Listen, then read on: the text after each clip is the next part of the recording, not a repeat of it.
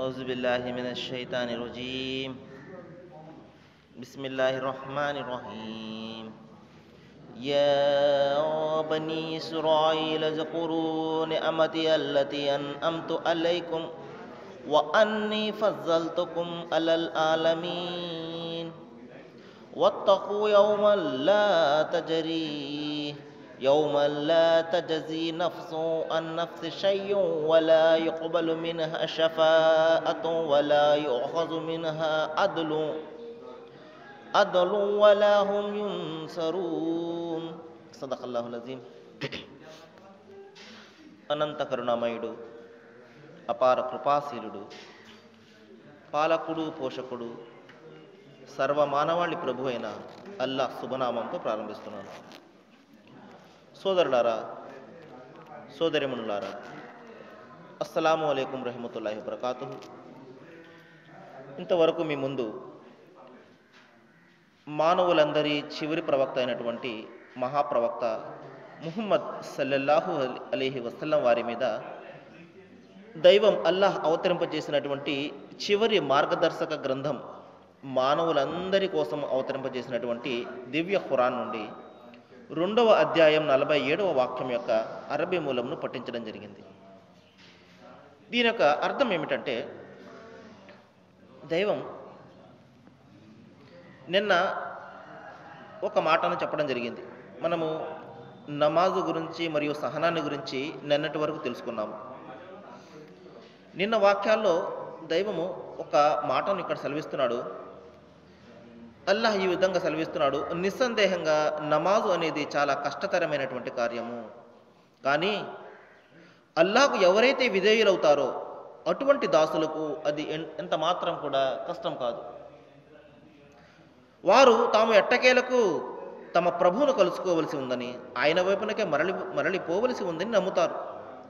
సోదరులారా, దైవం స్వయంగా ఇక్కడ ఒక మాటను సెలవిస్తున్నాడు.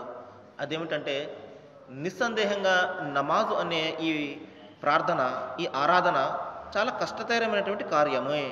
నిస్సందేహంగా ఇది ఒక కష్టమైనటువంటి కార్యము. ఎందువల్లంటే ఆ సమయానికి అనేకమైనటువంటి పనులు ఉంటాయి, అనేకమైనటువంటి ప్రాపంచిక వ్యవహారాలు ఉంటాయి, అనేక మందితోటి మనము మాట్లాడుతూ ఉంటాము, మన యొక్క వ్యవహారాలు కొనసాగిస్తూ ఉంటాము.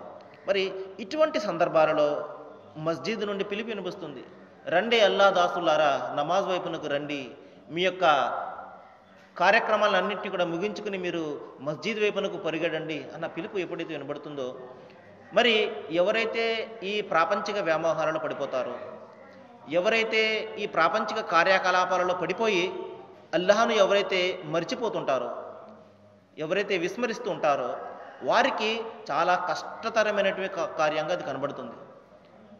ఈ విధంగా చాలా బిజీగా ఉండే ఈ వ్యాపార సమయంలో ఎప్పుడైతే నమాజును మస్జిద్ నుండి పిలుపు వినబడుతుందో, వీటిని విడిచిపెట్టి మస్జిద్ వైపునకు వెళ్ళడం అనేది చాలా కష్టతరమైనటువంటి కార్యంగా తనకు కనబడుతుంది. అందువలనే నేటి పరిస్థితుల్లో కూడా ముస్లింలుగా పిలువబడే అనేక మంది కూడా ఈ విధంగా తమ యొక్క ప్రాపంచిక కార్యకలాపాలలో మునిగిపోయి మస్జిద్ వైపునకు రావడమే లేదు. కానీ ఎవరు వస్తారు? దైవం ఇక్కడ సెలవిస్తున్నాడు, ఎవరైతే నా యొక్క విధేయులు ఉంటారో, ఎవరైతే అల్లాహ్ యొక్క విధేయులు ఉంటారో, ఎవరైతే అటువంటి నియమ నిబద్ధత గల దాసులకు ఇది ఎంత మాత్రం కూడా కష్టం కాదు అని దైవం ఒక భరోసాను ఇవ్వడం జరుగుతుంది. ఎవరికి కష్టమండి ఈ ప్రార్థన అనేది?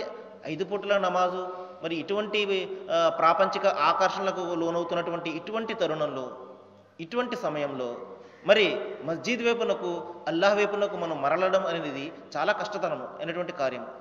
అది ఎవరికైతే నమ్మకం ఉండదో, ఎవరికైతే విశ్వాసం ఉండదో, ఎవరైతే కేవలం పేరుకు మాత్రమే ముస్లింలుగా ఉంటారో, ఎవరైతే పేరుకు మాత్రమే మేము విధేయులము, మేము విశ్వాసులం అని ప్రకటిస్తూ ఉంటారో, వారికి చాలా కష్టతరమైనటువంటి కార్యం. కానీ ఎవరైతే నిజమైన దాసులు ఉంటారో, ఎవరైతే నిజమైన విశ్వాసం ఉంటుందో, ఎవరి మనసుల్లో అయితే ఎవరైతే నిజమైన విధేయులుగా ఉంటారో దైవానికి, అటువంటి వారికి ఈ నమాజు అనేది ఎంత మాత్రం కూడా కష్టం కాదు. వారికి నమాజు విడిచిపెట్టడం కష్టమైపోతుంది. అయితే దైవం ఇక్కడ ఒక మాట చెప్తున్నాడు. అదేమిటంటే, సహజంగా మనిషికి ఈ నమాజ్ ఎందుకు కష్టతరంగా ఉంటుందంటే తన ప్రాపంచిక వ్యామోహాలను ఆ, తన ఆ, మనోకాంక్షల యొక్క దాసాన్ని అతను విడిచిపెట్టడానికి అంగీకరించకపోవడమే. మనము మన మనస్సును దేవుళ్ళగా భావిస్తున్నాం ఈ రోజున. ఇదేంటంటే మనస్సును దేవుడిగా ఎవరు భావిస్తారని అని చెప్పేసి ప్రశ్నించవచ్చు. మనం మన మనస్సు ఏది చెప్తే అది చేస్తున్నాం కదా. మన మనస్సు ఏదైతే ఆజ్ఞాపిస్తుందో అది చేస్తున్నాం కదా. అంటే మనము మన మనస్సుకు విధేయత చూపిస్తున్నాం. కానీ మనం చూపించవలసింది ఎవరికి విధేయత? దైవానికి విధేయత. అల్లాహ్ యొక్క విధేయత మనం చూపాలి. అల్లాహ్ యొక్క ఆజ్ఞ ప్రకారము మన జీవితం గడపాలి. కానీ మనము మన మనస్సు చెప్పినటువంటి ఆజ్ఞ ప్రకారం జీవితం గడుపుతున్నాము. అంటే అల్లాహ్ యొక్క స్థానంలో దైవం యొక్క స్థానంలో మనము మన మనస్సును తీసుకొచ్చి కూర్చోబెట్టామన్నమాట. అల్లాహ్ చెప్తున్నాడు, మీరు తెల్లవారుజామునే లేచి మీరు నమాజ్ వైపునకు రండి. మీ యొక్క దినము, మీ యొక్క రోజు దైవనామ స్మరణతో మొదలవ్వాలి. దైవాన్ని గుర్తుపెట్టుకోవడంతో మీ యొక్క రోజు మొదలవ్వాలి. కానీ మన మనస్సు ఏం చెప్తుందండి? చాలా చల్లగా ఉంది వాతావరణము, వేడిగా ఉంటుంది లోపల, హ్యాపీగా పడుకో, నీవు సంతృప్తిగా పడుకో, తర్వాత చదువుకోవచ్చులే, లేకపోతే కాసేపు అయిన తర్వాత చదువుకోవచ్చులే, లేకపోతే చదవకపోతే వచ్చే నష్టం ఏమిటి, ఏం పర్వాలేదు. ఇది మన మనస్సు, అంటే శైతాన్ అన్నమాట. మన మనస్సు ఈ విధంగా కోరుతూ ఉంటుంది. అప్పుడు మనిషి ఏం చేస్తాడండి? మనస్సు మాట విని హ్యాపీగా ఆనందంగా పడుకుంటాడు వెచ్చగా ఇంట్లో. మస్జిద్ వైపునకు రాడు, నమాజ్ చేయడు, దైవాన్ని గుర్తుపెట్టుకోడు. అతని రోజు ఎలా మొదలవుతుందండి? బద్ధకంతో మొదలవుతుంది. మరి ఎవరికి కష్టమైపోతుంది? ఎవరైతే తన మనస్సును తన దైవంగా భావిస్తాడో వాడికి కష్టమైపోతుంది నమాజ్. కానీ నిజమైన దైవదాసులు ప్రవక్త ముహమ్మద్ సల్లల్లాహు అలైహి వసల్లం వారు చెప్పారు. ఏం చెప్పారు అంటే, ఎవరైతే తెల్లవారుజామున మరియు నమాజ్ యొక్క ప్రాముఖ్యతను తెలిసినట్లయితే మీకు కాళ్ళు లేకపోయినా ఈడ్చుకుంటూ మీరు నమాజ్కు వస్తారు మస్జిద్కు అని చెప్పడం జరిగింది.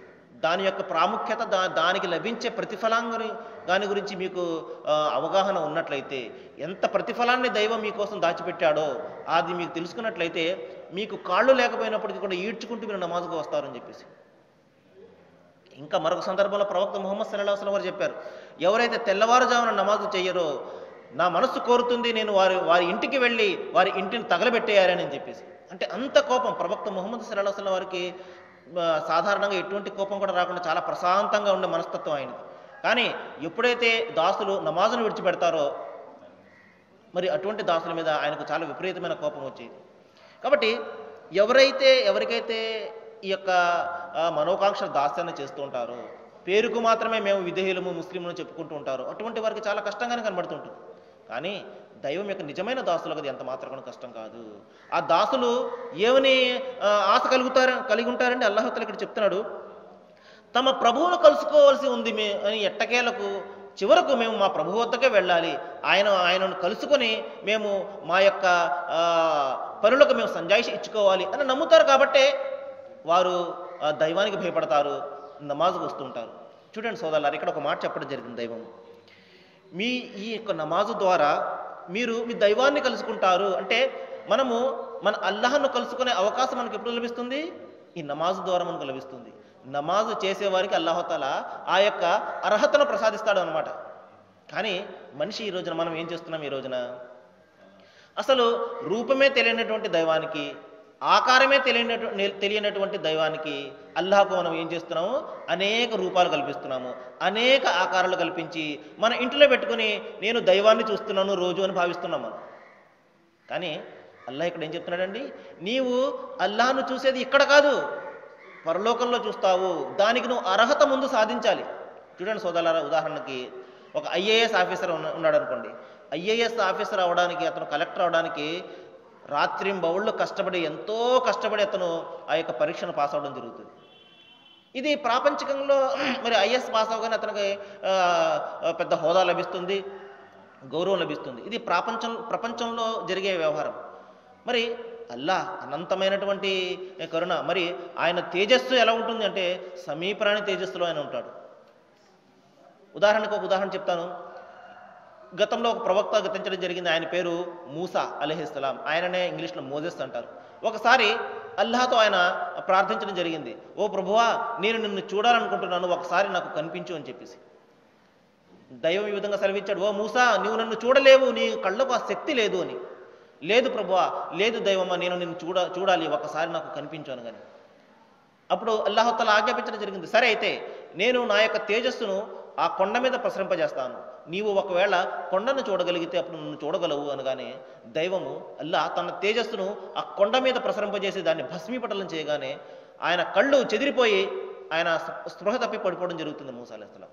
మూసావారు తిరిగి ఆయనకు స్పృహ వచ్చిన తర్వాత ఆయన ప్రార్థిస్తారు, ఓ అల్లా క్షమించు, నీ యొక్క శక్తి తెలియకుండా నేను నిన్ను చూడాలని కోరుకున్నాను, నన్ను క్షమించండి.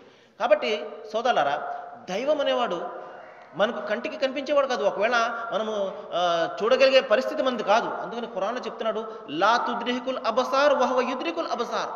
ఏ కన్నులు కూడా ఆయనను చూడలేవు, కానీ ఆయన అందరి చూపులను కూడా అందుకుంటాడు.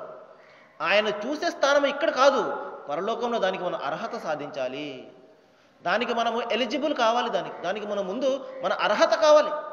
కానీ మనం ఏం చేస్తున్నాం ఈ రోజున, అనేకమైనటువంటి ఆకారాలను కల్పించేసి దైవాన్ని మనము అల్లాహను అగౌరవపరుస్తున్నాము, అవమానపరుస్తున్నాము. ఇంకా కల్పించేసినటువంటి ఆకారాలకు ఏమైనా మనిషి ఏమైనా గౌరవిస్తున్నాడా? ఏ గౌరవం కూడా ఇవ్వట్లేదు. చూడండి, మనం పెంటకుప్పల మీద పడిపోయి అనేకమైనటువంటి ఫోటోలు కనబడుతుంటాయి. మరి ఈ విధంగా ఎంతగా అవమానం చేస్తున్నాడంటే దైవాన్ని అంతగా అవమానం చేస్తున్నాడు మనిషి. సినిమాల్లో డైలాగులు పెడుతుంటాడు, హీరో చెప్తుంటాడు, దైవమే అడ్డొచ్చిన, దేవుడే అడ్డొచ్చిన నన్ను ఆపలేడు అని చెప్పేసి. కాబట్టి ఈ రోజున దేవుడు అనే పదము మనుషులకు చాలా లోకం అయిపోయింది. ఈ రోజున కేవలం వ్యాపారాత్మకం అయిపోయింది ఈ పదం అనేది. సోదరులారా, అల్లాహ్ తఆలా ఖురాన్లో చెప్తున్నాడు, సుమ్మల తుస్అలున్న బిమా కాను యఅమలూన్. నీవు చేసిన ప్రతి పనిని కూడా నేను అడుగుతాను. ఈ విధంగా నన్ను ఎందుకు అవమానపరిచావు? నువ్వు రూపమే తెలియనటువంటి, ఆకారమే తెలియనటువంటి నాకు అనేకమైనటువంటి ఆకారాన్ని ఎందుకు కల్పించావు నువ్వు అని నిస్సందేహంగా దైవం మనల్ని ప్రశ్నించడం జరుగుతుంది. కాబట్టి సోదరులారా, మనం అల్లాహ్ను చూడడం అనేది అది స్వర్గానికంటే ఎంతో ఉన్నతమైనటువంటి సుఖం అన్నమాట. అది ఎందువల్లంటే ప్రవక్త ముహమ్మద్ సల్లల్లాహు అలైహి వసల్లం వారు ఒక ప్రవచనంలో చెప్పారు, ప్రళయ దినాన్న దైవము అల్లా ఒక దాసునికి స్వర్గాన్ని ప్రసాదిస్తాడు. ఎందుకు మంచి వ్యక్తి అయి ఉంటాడు, ప్రపంచంలో దైవాన్ని విశ్వసించిన వాడు అయి ఉంటాడు, మంచి వ్యక్తి, దైవం అతనికి స్వర్గాన్ని ప్రసాదించిన తర్వాత అల్లా అతన్ని ఆ దాసుని అడుగుతాడు, ఓ దాసుడా, నీవు పలానా సమయాన్న పలానా కోరుకున్నావు, నీవు ప్రపంచంలో ఉన్నప్పుడు అది నీకు గుర్తుందా అని అడుగుతాడు. ఆ దాసుడు, లేదు యా అల్లా, నాకు గుర్తులేదే, మర్చిపోయాను నేనంటే. అయితే విను అని మనం మర్చిపోయినటువంటి, ఎందుకంటే మనము ప్రపంచంలో అనేకమైనటువంటి కోరికలు కోరుతూ ఉంటాము. ఓ అల్లా నాకు ఇది చెయ్యి, ఓ దైవమ్మ నాకు ఇది చెయ్యి, ఈ విధంగా చెయ్యి చెప్పి మనం మర్చిపోతాం. కానీ అల్లాహ్ తఆలా ప్రతీది కూడా లెక్క పెట్టి ఉంచాడు. ఆయన చెప్తాడు, నీవు పలానా సంవత్సరంలో పలానా టైంలో పలానా చోట ఈ కోరిక కోరుకున్నావు, చూడు నువ్వు మర్చిపోయావు, కానీ నేను గుర్తు చేస్తున్నాను చూడని చెప్పేసి దైవము గుర్తు చేసి అతనికి అనేకమైనటువంటి ఆ కోరికలన్నీ తీర్చిన తర్వాత అడుగుతాడు, ఓ దాసుడా, ఇప్పుడు నీవు సంతోషంగా ఉన్నావా అని చెప్పేసి. ఆ దాసుడు అడుగుతాడు, ఓ అల్లాహ్, నేను మర్చిపోయినటువంటి అనుగ్రహాలన్నీ కూడా నువ్వు గుర్తు చేసి నా కోరికలన్నీ తీర్చావే, ఇంతకు మించి ఆనందం ఇంకేముంటుంది, నేను చాలా ఆనందంగా ఉన్నాను యా అల్లాహ్ అని ఆ దాసుడు చాలా సంతోషపడిపోతాడు. అప్పుడు అల్లాహ్ అంటాడు, ఓ దాసుడా, ఇంతకంటే గొప్పదైన ఆనందాన్ని నేను నీకు ఇవ్వనా అని అడుగుతాడు. ఆ దాసుడు, యా అల్లాహ్, స్వర్గాన్ని ఇచ్చావు, మర్చిపోయిన కోరికలన్నీ తీర్చావు, ఇంకా నాకు ఇంతకు మించి ఇంకా ఆనందం ఏముంటుంది యా అల్లాహ్ అనగానే, అయితే చూడు అని చెప్పేసి అప్పుడు అల్లాహ్ తన స్వరూపాన్ని చూపిస్తాడు. మరి ఏ స్వరూపం గురించి అయితే ఇతను తన జీవితం అంతా కూడా ధారపోశాడో, నమాజులు ఆచరించి విశ్వాసం పెట్టి అతను చేశాడో, ఆ అల్లాహ్ను ఒక్కసారి అతను చూడగానే అంతవరకు పొందినటువంటి ఆ స్వర్గపు సుఖాలన్నీ కూడా మర్చిపోతాడు. అంటే స్వర్గపు సుఖాలను కూడా మరిపించేసేదే ఆ దైవం యొక్క స్వరూపము. అటువంటి దివ్యమంగళ స్వరూపాన్ని మనం ఈ రోజున ఏం చేస్తున్నామండి, మన ఇష్టం వచ్చినట్లు కూడా తీర్చిదిద్దేసి అక్కడ పెట్టేస్తున్నాము, పెంట మీద పాడేస్తున్నాము, అక్కడ పాడేస్తున్నాము, ఇక్కడ పాడేస్తున్నాము. మనం చేసే పనుల గురించి ఒకసారి ఆలోచించాలి సోదరులారా. ఎంతగా మనం అవమానపరుస్తున్నామంటే అల్లాహ్ను అంతగా అవమానపరుస్తున్నాం. కానీ దైవం యొక్క నిజమైన దాసులు ఉంటారు, నిజమైనటువంటి దాసులు, కేవలం పేరుకు దాసులు కాదు, తమ ఆచరణ ద్వారా చూపించే దాసులు ఉంటారు. వారు ఏమని భావిస్తారండి, మేము ఎట్టకేలకు చివరకు మేము అల్లాహ్ వైపునకే మరలాలి, దైవం వైపునకే మరలాలి, మనము ఆయన ముందు సమాధానం చెప్పుకోవాలి, మనం చేసిన ప్రతి పనిని గురించి కూడా మేము సంజాయిషి ఇచ్చుకోవాలి అన్న భయంతో ఈ జీవితం గడుపుతారు ఈ ప్రపంచంలో. అందుకనే వారు ఎటువంటి ఆకారాలను దైవానికి కల్పించరు, ఎటువంటి రూపాలను కూడా కల్పించరు. ఎందుకంటే ఆయన ఎలాగుంటాడో ఎవరు కూడా తెలియదు కాబట్టి. తర్వాత సోదరులారా, ఇక్కడ మళ్ళా యూదుల ప్రస్తావన రావడం జరిగింది. నేను కొద్ది రోజుల క్రితం చెప్పడం జరిగింది, యూదులు అనేవారు ఎవరు, ఇప్పుడు ఎక్కడ ఉన్నారు అని. ప్రవక్త ముహమ్మద్ సల్లల్లాహు అలైహి వసల్లం వారు మదీనా నగరానికి వచ్చినప్పుడు అక్కడ చాలామంది యూదులు ఉండేవారు. ఆ యూదులు అందరికీ కూడా దైవం అంటే, అల్లాహ్ అంటే, మరియు ఆయన గ్రంథాలంటే, ఆయన ప్రవక్తలంటే ఇవన్నీ కూడా వాళ్ళకి తెలుసు. ఎందువలంటే ఇది వరకు వారు గ్రంథాన్ని పొంది ఉన్నటువంటి ప్రజలు అన్నమాట. వారిని ఉద్దేశించి అల్లాహ్ ఈ విధంగా చెప్తున్నాడు, ఓ ఇజ్రాయెల్ వంశీయులారా, ఓ యూదులారా, నేను మీకు ఒక మహోపకారాన్ని చేశాను. అది ఏంటంటే మహోపకారము, మిమ్మల్ని ప్రపంచంలోని జాతుల్లోకెల్లా ఉన్నతమైన జాతిగా నేను ఆదరించాను. అది ఒకసారి గుర్తుకు తెచ్చుకోండి. మీకు ఎటువంటి విలువ లేనటువంటి పరిస్థితుల్లో, ఎటువంటి విలువ లేనటువంటి కాలంలో మిమ్మల్ని నేను ప్రపంచానికి మార్గాన్ని చూపే నాయకులుగా నేను మిమ్మల్ని మరల్చాను. మిమ్మల్ని నేను ఆ విధంగా చేశాను. ఆ యొక్క ఉపకారాన్ని మీరు జ్ఞాపకం తెచ్చుకోండి ఒకసారి. దైవం మీకు ఇచ్చినటువంటి ఆ గొప్ప గౌరవాన్ని, అనుగ్రహాన్ని ఒకసారి జ్ఞాపకం తెచ్చుకోండి. కానీ మీరేం చేశారు? ఆ గౌరవాన్ని మీరు అగౌరవపాలు చేశారు. ఆ యొక్క కృతజ్ఞత చూపించడానికి బదులు కృతజ్ఞులుగా మీరు మారిపోయారు అని చెప్పి అల్లాహ్ తఆలా ఇక్కడ చాలా స్పష్టమైనటువంటి ఒక మాటను చెప్పడం జరిగింది. అదేమిటంటే, మీరు ఓ ప్రజలారా, ఇక్కడ మళ్ళీ ప్రజలను ఉద్దేశించి దైవం చెప్తున్నాడు, ఓ జనులారా, ఓ నా దాసులారా, మీరు ఆ దినానికి భయపడండి. ఏ దినమండి? ఏ దినమైతే ఎవరికి తోడ్పడలేరు, ఇంకా ఎవరి సిఫార్సు కూడా అంగీకరింపబడదు, మరి పరిహారం తీసుకుని ఎవరిని కూడా విడుదల చేయడానికి అవకాశం లేదు, మరి ఎవరి నుండి సహాయం కూడా లభించదు, ఆ దినానికి మీరు భయపడండి. సోదరులారా, ఎంత మన యొక్క వెంట్రుకలు నిక్కబడిచే మాటను ఇక్కడ దైవం ఇక్కడ చెప్తున్నాడు. మన హృదయాలను చీల్చివేసే ఒక మాటను ఇక్కడ చెప్తున్నాడు.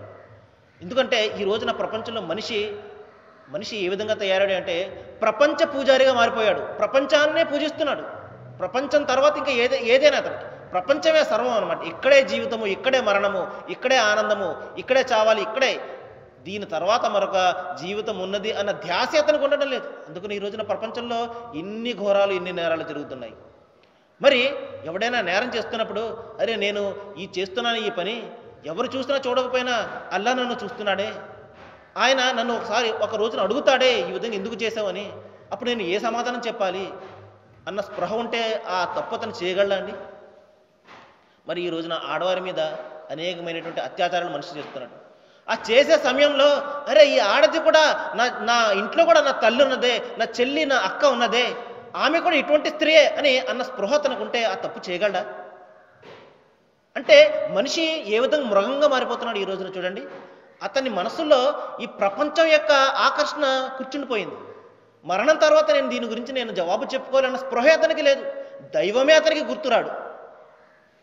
అల్లా నన్ను చూస్తున్నాడు, ఈ పని గురించి నేను సమాధానం చెప్పుకోవాలన్న స్పృహ అతని నుండి పోయింది. ప్రపంచం వచ్చి ఆ దేవుని స్థానంలో కూర్చునిపోయింది. ఇతనికి ప్రపంచమే దైవము. ప్రపంచం ప్రపంచం ప్రపంచం. అల్లాహ్ తఆలా చెప్తున్నాడు, అల్ హాకుముత్ తకాసుర్ హత్తా జుర్తుముల్ ముఖాబిర్. వీలైనంత త్వరగా, వీలైనంత ఎక్కువగా ఈ ప్రపంచాన్ని పొందాలన్న ధ్యాస మిమ్మల్ని మరుపునకు లోను చేసేసింది. ఒక రోజున శ్మశానానికి చేరుకుంటారు. మీరు ఈ ధ్యాసలోనే శ్మశానానికి చేరుకుంటారు. తర్వాత ఎంత ఏడ్చినా, ఎంత ముత్తుకున్నా మీకు ప్రయోజనం ఉండదు. కాబట్టి సోదరులారా, జీవితాలు పోతున్నాయి, రోజులు పోతున్నాయి, సంవత్సరాలు గడిచిపోతున్నాయి, కానీ మన జీవితాల్లో మార్పు రావడం లేదు. సోదరులారా, ఈ విధంగా ఈ మస్జీద్ నుండి ఖురాన్ యొక్క సందేశము తెలుగులో అందరికీ వినిపించడం అనేది ఇది దైవం యొక్క కారుణ్యంగా భావించడం జరుగుతుంది. ఎందువల్లంటే ఇది దాసుల గ్రంథము, దాసులకు వినిపిస్తున్నాం. కానీ ముందు మేము కొంచెం ఆలోచించవలసి వచ్చింది. మరి అందరూ కూడా నిద్రపోయే సమయము, ఈ విధంగా డిస్టర్బ్ చేసినట్టు ఉంటుందేమో అన్న కొంచెం సంకోచించాము. కానీ దైవాన్ని మర్చిపోయి ముద్దు నిద్రపోతున్నటువంటి ప్రజలను లేపడానికి ఇది మహా అవకాశంగా భావించడం జరిగింది. సోదరులారా, మీ అందరికీ కూడా మళ్ళీ నేను విజ్ఞప్తి చేస్తున్నాను, ఈ యొక్క విషయాలు మీరు విని విరుకోకండి. మన జీవితం మారాలంటే ఈ విషయాల పట్ల మనము ఇంకా బాగా ఆలోచన చేయాలి. ఇన్షాల్లా ఈ రోజున శుక్రవారము 9 గంటలకు CCC ఛానల్లో ఒక మంచి ప్రసంగం ఒకటి రాబోతుంది.